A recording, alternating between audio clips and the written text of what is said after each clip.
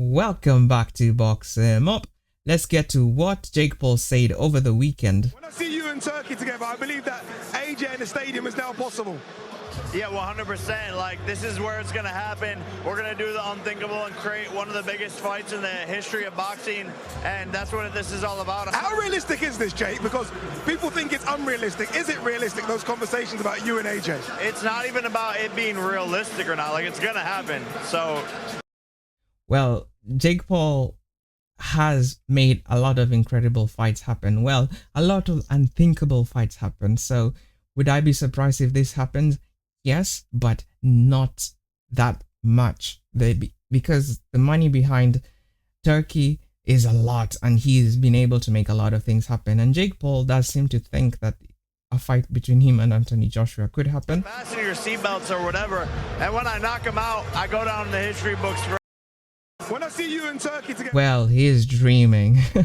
There's no way Jake Paul knocks out Anthony Joshua. At least that's what I think right now. But Anthony Joshua seems has been going down over the past few years. We expected him to be able to compete with Usyk. We expected him to really defeat Dubois devastatingly. What Usyk did to Dubois this weekend is exactly what we thought Joshua would be able to do to Dubois. But it never happened. And looking at Jake Paul's career, what he has been doing is finding legends who are at the end of their career, legends in boxing, legends in MMA, and fighting them.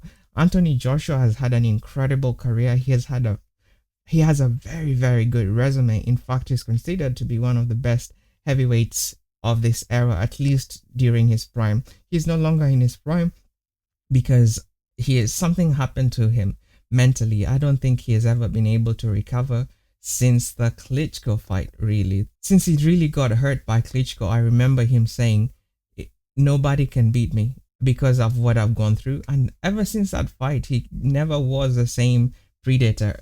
He became kind of tentative and afraid of going for the knockout, and it has brought him a lot of trouble.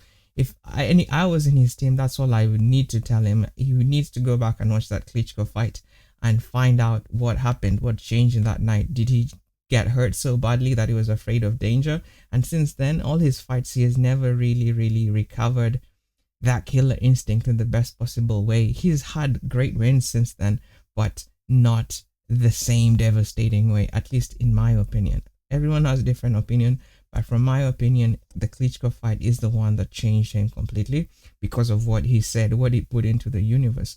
Sometimes our mouths can change us. Our mouths do change us, and what he said that night completely changed his confidence and his ability to be a killer. But who knows what's going to happen next? He might fight Jake Paul. That might be a good fight for his pockets.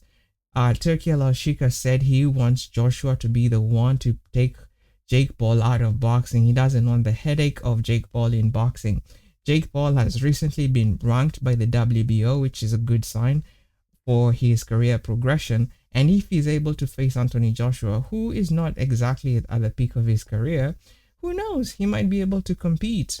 I mean, I'm not saying that he will, but who knows? Anything is possible in our beautiful sport.